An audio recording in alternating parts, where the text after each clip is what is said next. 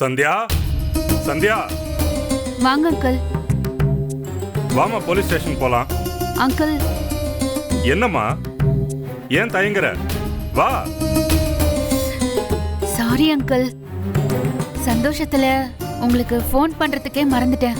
என்னம்மா மறந்துட்ட? தங்கச்சி கிடைச்சிட்டா அங்கிள். அப்படியாம்மா? ஆமா அங்கிள், அவளை 2 பேரும் கடத்திட்டு போயிட்டாங்க. அவளை ஒருத்தர் காப்பாத்திட்டாரு அங்கிள். இப்போ தங்கச்சி வந்துட்டு இருக்கா. சரிம்மா, முருகன் எங்க? அங்கிள், தெருமுனையில இருக்கிற புளியர் கோயில் கிட்ட தான் நின்னுட்டு இருக்காரு.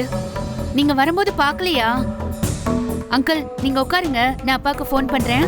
அம்மா, வேணாம்மா, நானே பாத்துக்கிறேம்மா.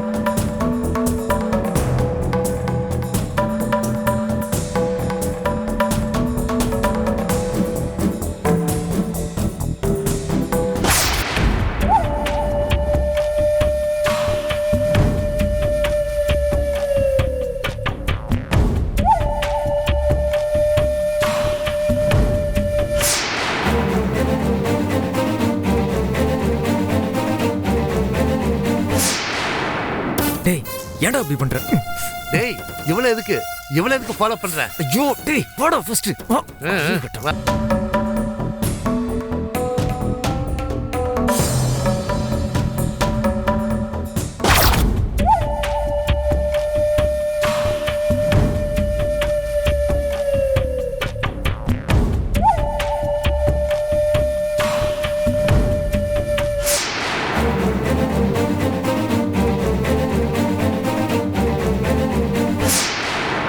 டேய், ஏன்டா அப்படி பண்ற?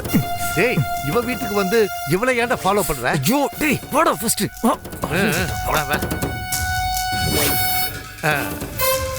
என்னடா? ஏன் என்ன ஃபாலோ பண்ணிட்டு வர நீ? டேய், நீ ஜெயிலுக்கு போயிட்டு வந்ததுல இருந்து ஆளே மாறிட்ட. பிரம்ம பிடிச்ச மாதிரி இருந்த, அதான் உன்னை ஃபாலோ பண்ண ஆரம்பிச்ச. இப்ப இங்க வந்த. டேய், அன்னைக்கு அந்த பொண்ணோட பர்ஸ் எடுத்து ஓடனல்ல, என்னை துரத்தி வந்து ஒருத்தன் புடிச்சிட்டான், ஓங்கி அடிச்சிட்டான். அவனை யாருன்னு நான் கண்டுபிடிக்கணும், பதிலுக்கு நான் அடிக்கணும். டேய், திருட்டு வேலையை விட்டுட்டு அடிக்கிற வேலையில இறங்க போறியா? அதெல்லாம் இல்ல, அவன் யாருன்னு நான் கண்டுபிடிக்கணும்.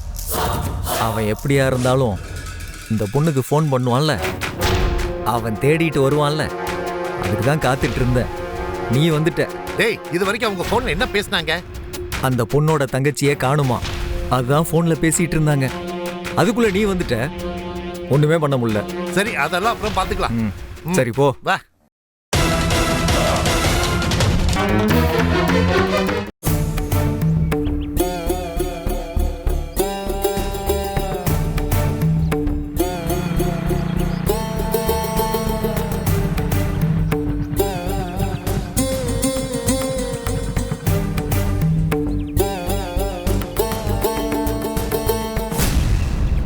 முருகா, ஹே ரவி, வாயா. எப்போ வந்த? இப்பதான் வீட்டுக்கு போனேன். நீ இங்க இருக்கிறதா சந்தியா சொன்னா, அதான் இங்க வந்தேன். நல்ல வேளை ரவி, என் பொண்ணு எனக்கு திரும்ப கிடைச்சிட்டா. ஆனா அவங்க யாரு, எதுக்காக கடத்தினாங்கன்னு தான் தெரியல.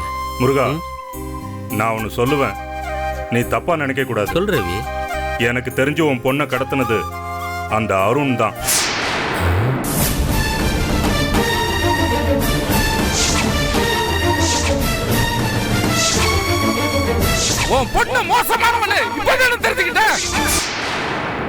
என்ன முருகா யோசிக்கிற? எனக்கு தெரிஞ்சு உனக்கு எதிரின்னு யாரும் இல்லை. அந்த அருண் தான் இப்போதைக்கு எதிரி. சந்தியா மேல இருக்கிற கோபத்துல தான் அந்த அருண் திவ்யாவை கிட்னாப் பண்ணிட்டான். என்ன முருகா, எதுவும் பேசாம அப்படியே நின்னுட்ட? ஆமாண்டா, நீ சொல்றதும் எனக்கு சரின்னு தான் படுது. நீ தான் என்கிட்ட இந்த விஷயத்த வெளியே சொல்ல வேணான்னு சத்தியம் வாங்கிட்ட. இல்லைன்னா அந்த அருண் எப்படிப்பட்ட கேவலமானவன்னு சந்தியா கிட்ட சொல்லியிருப்பேன். டேய் ரவி, எதையும் அலசி ஆராயாம எந்த முடிவையும் எடுக்கக்கூடாதுடா. யார் மேலையும் வீண் பழி போடக்கூடாது, சரியா? முதல்ல திவ்யா வந்துடட்டும், அதுக்கப்புறம் எதுவா இருந்தாலும் பேசிக்கலாம். சரி, நீ சொல்றதும் நியாயமானதுதான். நான் வந்தே 1 மணி நேரத்துக்கு மேல ஆகுது, இன்னும் திவ்யாவை காணுமே.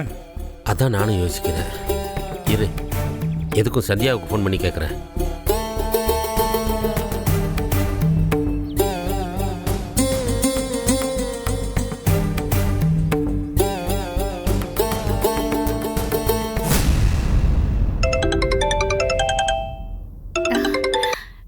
சொல்லுங்கப்பா.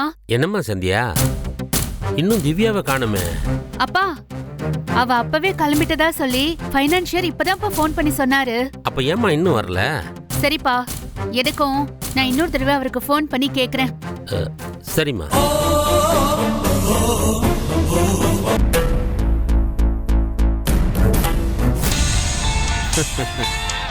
சொல்லு சந்தியா.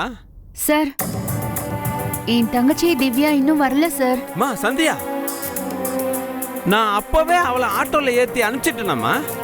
இந்நேரம் வந்திருக்கணுமே. அதான் சார் எங்களுக்கும் பயமா இருக்கு. என்னம்மா நீ? அதுக்கு தான் நான் அப்பவே சொன்னேன். நானே ஆட்டோல கூட்டிட்டு வந்து விடுறேன்னு சொன்னேன். நீ தான் வேணான்னு சொன்ன. மா சந்தியா, ஒருவேளை அவ அசிங்கப்பட்டு வீட்டுக்கு வராம ஃப்ரெண்டு வீட்டுக்கு எங்கேயாவது போயிருப்பாளோ? அப்படியெல்லாம் போக மாட்டா சார். அப்ப எதுக்கும் இன்னும் கொஞ்ச நேரம் வெயிட் பண்ணி பாரு சந்தியா. பதட்டப்படாதம்மா. சரிங்க சார்.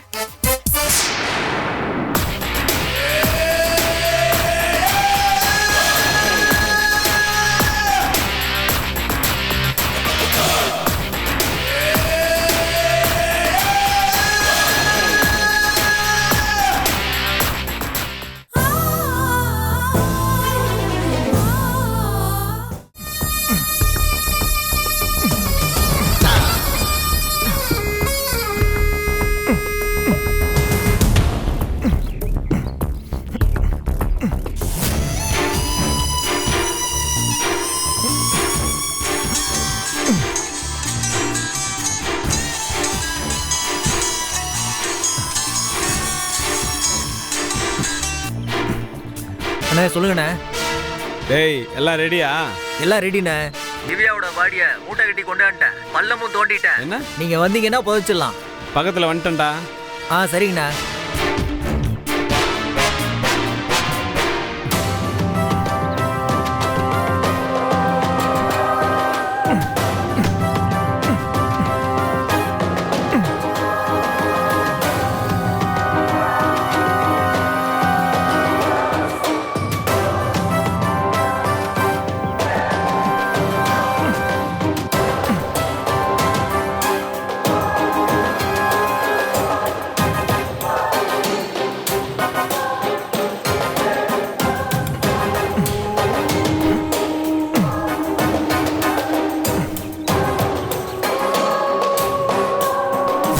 வாங்கண்ணா.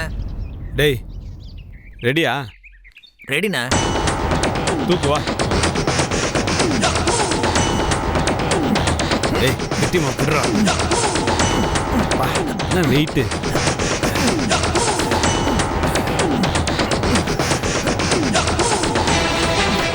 டேய், போறா. போறேண்ணா.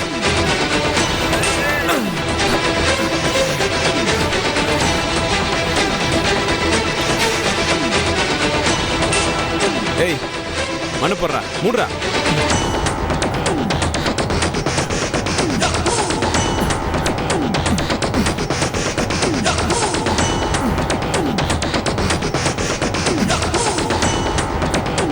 டேய், சீக்கிரம் மூடுறா.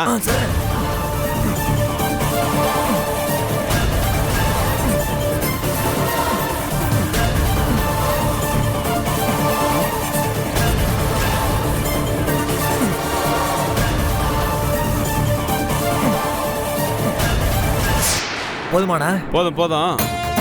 ப்ராப்பரா பணம் புதைக்கிற மாதிரி புதைச்சுன்னு வச்சுக்கோ, ஜனங்க பார்த்து சந்தேகப்படும். சரிண்ணா. சரியா? வா போலாம். டேய் பண்ணாடா, இந்த கடப்பரை எடுத்துன்னு போ. செத்தலாம் வந்து தூன்னு போவா. போடா.